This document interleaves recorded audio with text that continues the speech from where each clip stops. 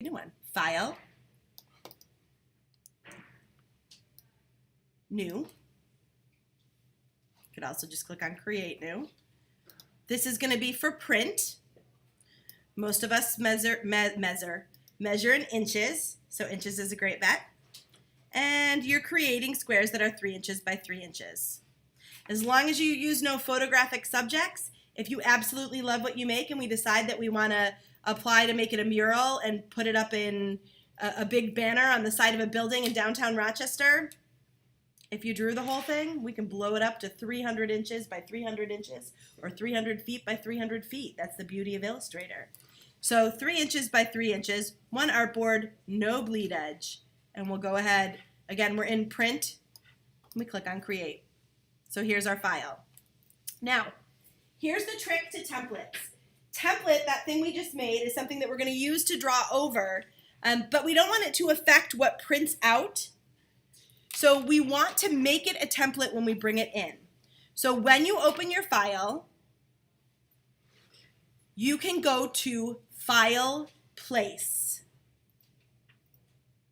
Everybody with me? And when you go to File, Place, you can go into the folder, into your template folder, and you can grab that thing that you just made.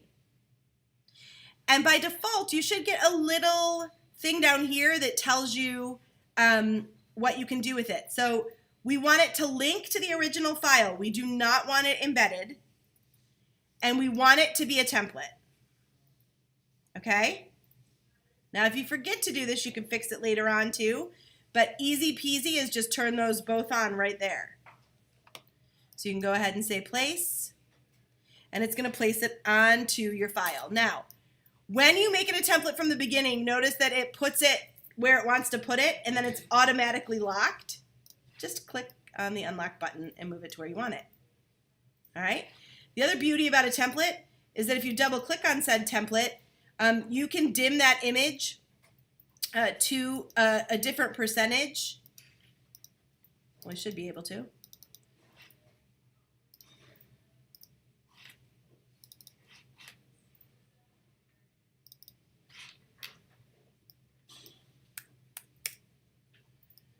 I don't know why it's not dimming. Usually it would, but that's all right. I can work with it, so I'm not going to get too worried. I'm going to make sure this is locked. Anything you draw on this layer will never print. The template is a non-printing layer. Even if it's turned on, it never prints out. It's kind of like your sketchbook. You're tracing over it at all times. It's just there to help you out. All right? So I'm going to go here to layer 1.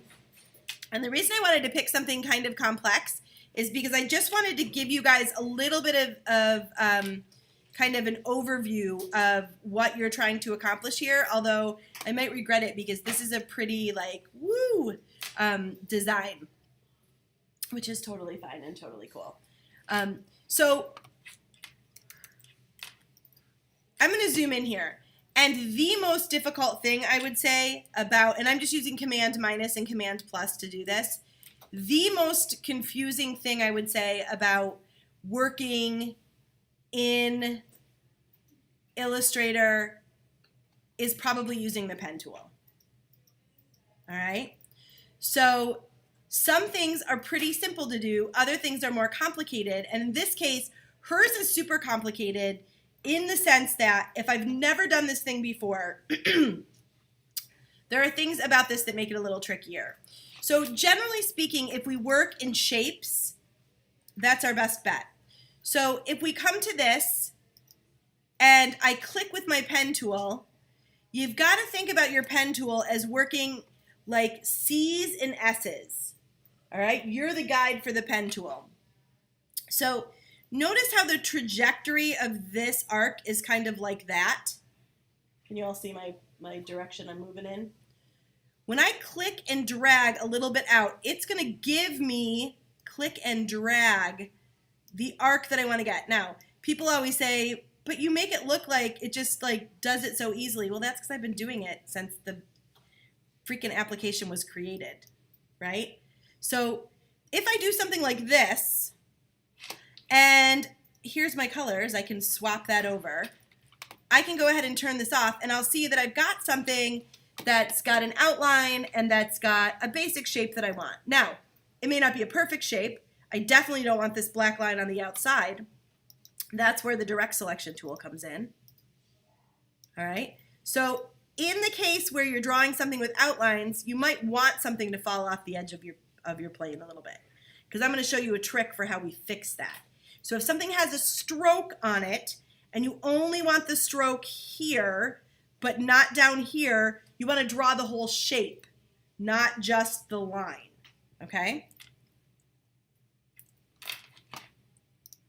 So let's get another shape on there. So let's do this shape next. And actually, to make this so you can see it better, let's do it with a color. All right, so here I'm going to do the same sort of thing. I'm going to go up this way.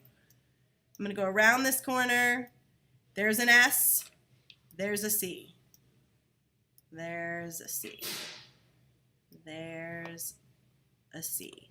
Now, if I get things off a little bit, I'm not going to worry too much about it. Let's do it here. So that's not perfectly aligned with where I want it, but as I'm starting out doing it, I'm going to just keep following that path. Keep following that path.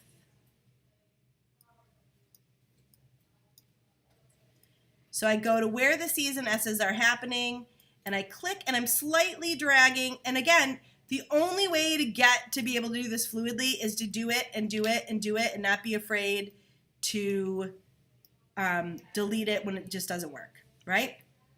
So I'm going to go here. And to make my life easy, I'm going to make it go off the edge of my page like this as well. All right? Now, if there's something about this that I don't like, if I use this direct selection tool, I can very easily adjust that line by clicking on one of the directional points. And even if there's something, I'm not saying there's anything wrong with your thumbnail sketch when I say this, but even if there's something that in my thumbnail sketch wasn't exactly perfect and I want to adjust that, I can do that because I'm in charge of what I'm doing here, right? So I've got this thing here. So now as I'm working, it might be easier to see something like this.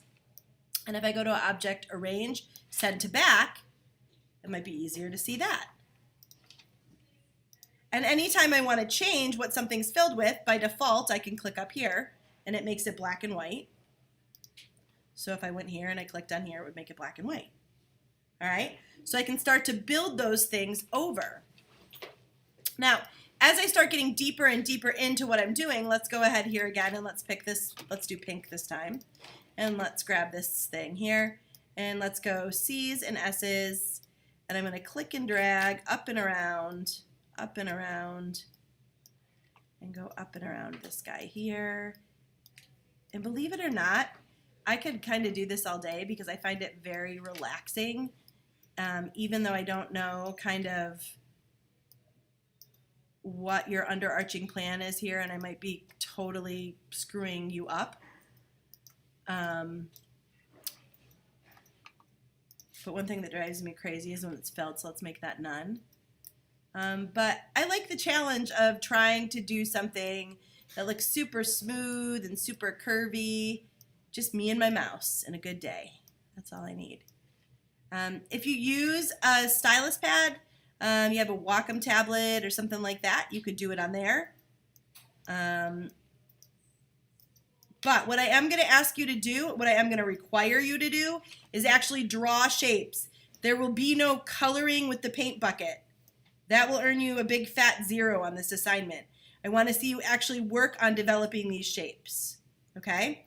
So now I've got this next one done, and I don't want the pink outlines. I'm going to go back to this thing here. And again, everything I draw is one layer on top of everything else. So within my layer, if I want it to go somewhere, I'm going to tell it to send to the back. So if I now come in here and I turn this off, I'm starting to have these different layers, these different weights of lines that start to happen. All right? Now, if I want a field of color behind this, let's say,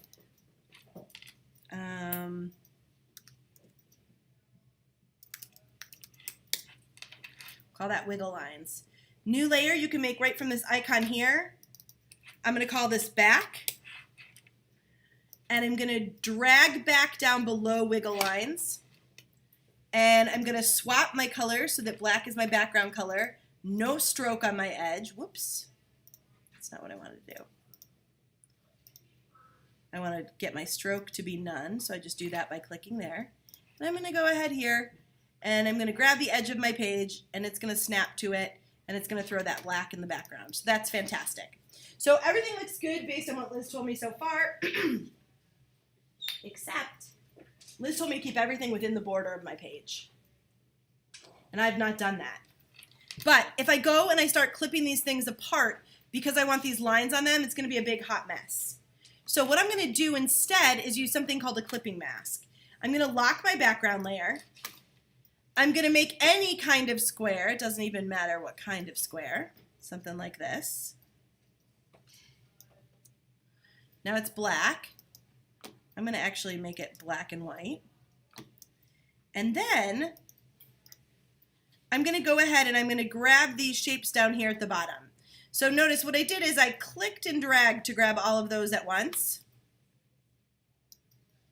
And you see it grabbed all those lines. I'm going to go up here to Object Group.